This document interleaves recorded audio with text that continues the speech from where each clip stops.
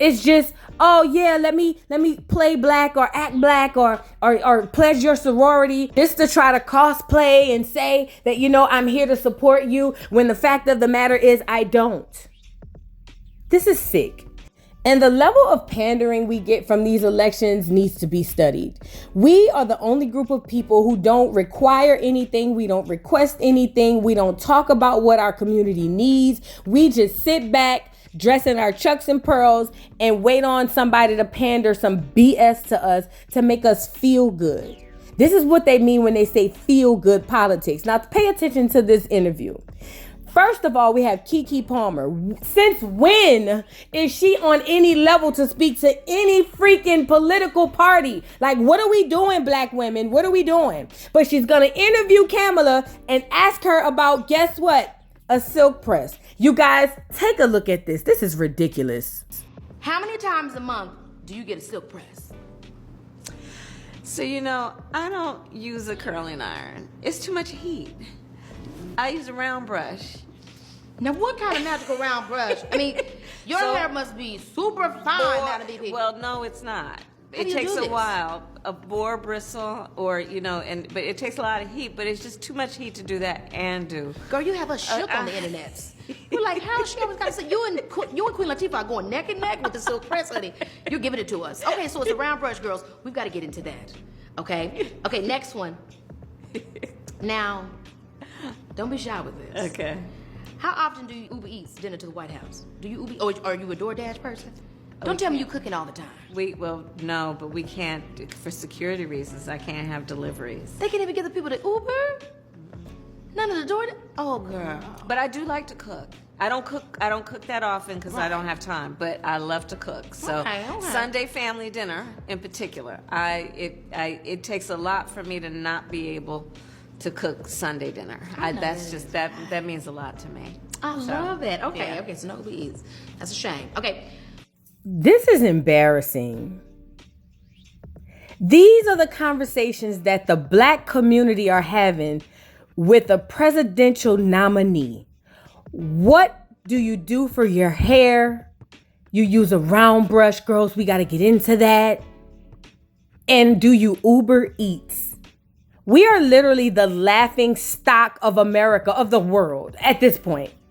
At one point, I thought black women were so intelligent. We're the laughing stock. This is what we get. This, after all the support, we're going to put together all our money, all our resources, get together, chucks and pearls this thing out, and we get a silk press question from a freaking actress and a doggone Uber Eats. We are doomed. We are literally doomed. And this is all they have to do in order to get our vote. Nothing more, nothing less. It happens every election, all the way down from Bill Clinton playing the saxophone, all the way up to Hillary Clinton with her hot sauce in her bag, all the way up to Obama with his slick walk. This is all we have. And unfortunately, this is all we'll get because we don't require anything. Just stupid questions in stupid interviews like this. You can't make this up. Like, I don't know how we're still watching the same thing and everybody's confused as to what's going on. Like, oh my God, my people.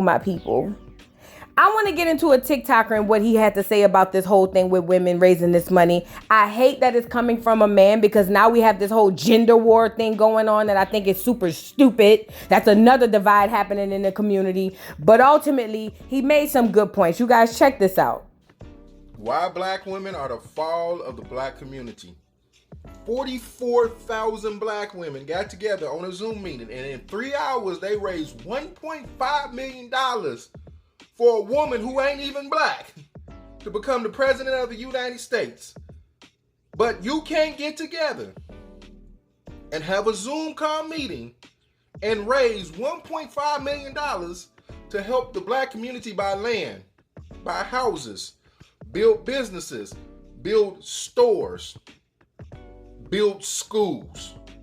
But you can get together and put $1.5 million in the pocket of a woman that ain't even black.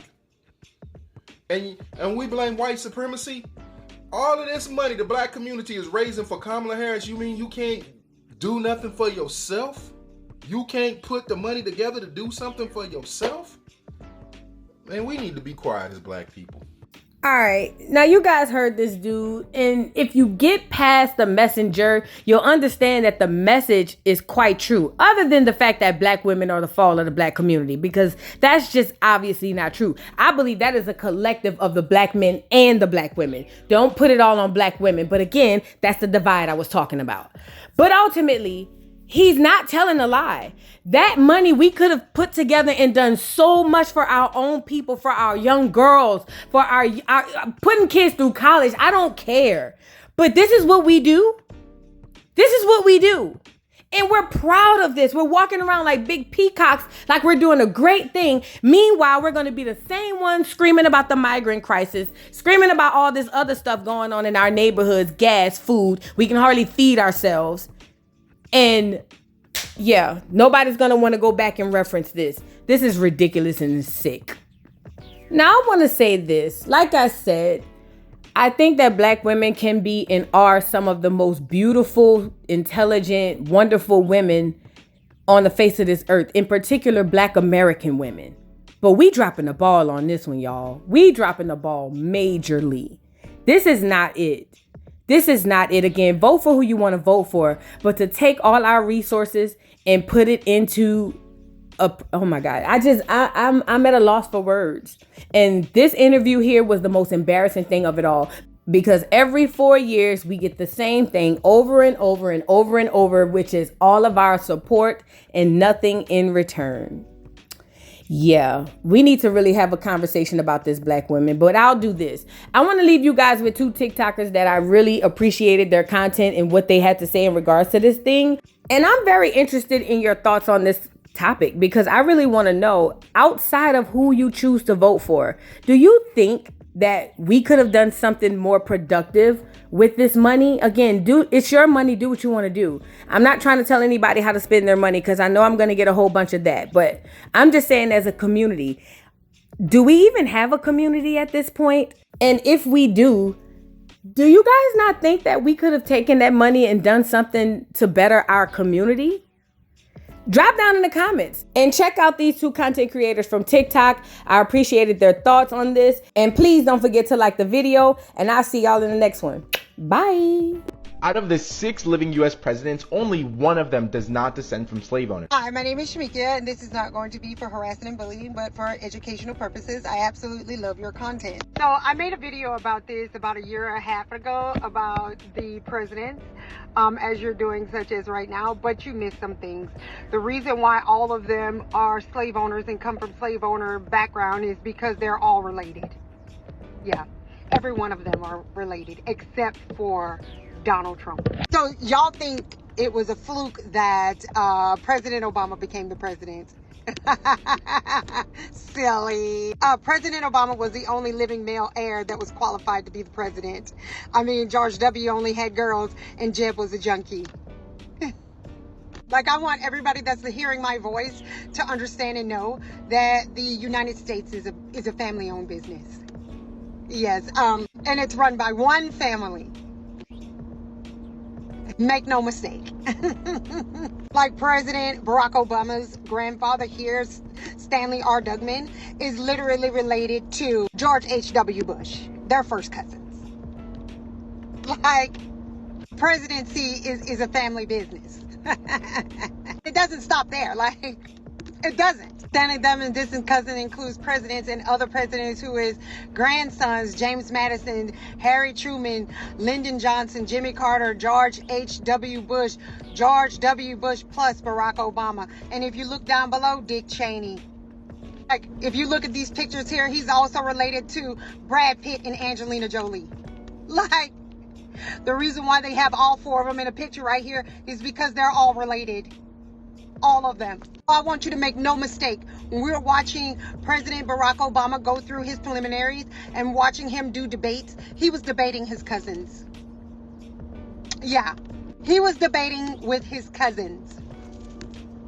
People are like, why does Michelle Obama have such a great relationship with George W. Bush? They're related. The only people that didn't know that is us. I want to make sure that everyone is listening to me speak, and this is for the people in the back, and this is also for the racists. This is for you, especially. Presidency is run by one family. There is nothing that you're going to do and say that is going to change anything about what they're doing. Nothing. It's a family-owned business. And you're just workers. Working. Once again, I want to thank you so much for joining my TED Talk. My name is Shamika, and you have yourself a great rest of your... One thing they're going to always do is pander to the black community. And the way that they're using black women right now to rally behind somebody who's not even a black woman is absolutely diabolical to me. Especially given the fact that Kamala said out of her own mouth that she will never do anything that's exclusively for black people. But then she went on a whole nother debate and gave at least 7 things that she would do for immigrants. If you don't believe me, let's go through some of the clips right now. The reality also is this. Any policy that will benefit black people will benefit all of society. Let's be clear about that. Let's really be clear about that. So I'm not going to sit here and say I'm going to do something that's only going to benefit black people. No, because whatever benefits that black family will benefit that community and society as a whole and the country. So you're not going to do anything that only benefits black people? So that would include reparations, right? Because that's something that will only affect us as black Americans, but that's something that we deserve. So whether we deserve it or not, whether those laws are needed for us specifically or not, you're not going to do it because you feel like all laws will benefit black people. No matter what laws you put in place, black people will also get something from that. And you're talking to black Americans about laws benefiting us? But she didn't stop there. She went on a debate and she gave all of these reasons and all of these things of what she would do for immigrants. So let's watch that. What specifically would you do with the thousands of people who try to reach the United States every day and want a better life through asylum? Immediately on January 20th of 2021, I will, first of all, we cannot forget our DACA recipients, and so I'm going to start there. I will immediately, by executive action, reinstate DACA status and DACA protection to those young people. I will further extend protection for deferral of deportation for their parents and for veterans who we have so many who are undocumented and have served our country and fought for our democracy. I will also immediately put in place a meaningful process for reviewing the cases for asylum. I will release children from cages. I will get rid of the private detention centers. And I will ensure that this microphone that the President of the United States holds in her hand is used in a way that is about reflecting the values of our country. So she can easily list off 7 things that she will do for immigrants, but tell us that she's not going to do anything that only benefits black people. And it's black people that's standing behind her and rallying behind her. So all of a sudden things are going to change. All of a sudden she's going to have a change of heart and she's going to want to do stuff for black people. I'm just very confused because just a couple of months ago, y'all was saying no reparations, no vote. Just a couple of months ago, y'all was saying if it don't benefit us and if these people are not making promises to the black community, you're not voting for them. It's very strange how all of a sudden y'all have switched up completely. And this lady is not black. She's Asian and Jamaican. She's not a black American. So it makes sense why she wouldn't do anything exclusively for black Americans because she's not one herself. Am I saying go vote for Trump? No. Am I saying go vote for Kamala? No. Am I saying go vote for anybody else that might pop up within the next couple of months? No. What I am saying is research these people. Don't just rally behind somebody just because of the color of their skin, because we know through history that hasn't done anything for us. Look deeper into things and don't just allow other people to choose for you or to make you think that you're here to save democracy, because it's not black women's responsibility to save shit, especially when ain't nobody ever came to our defense. Mr. Carroll, how you give the voodoo doll time to talk? I don't get no fucking time to talk. Who the voodoo doll is? The nigga you just had up here.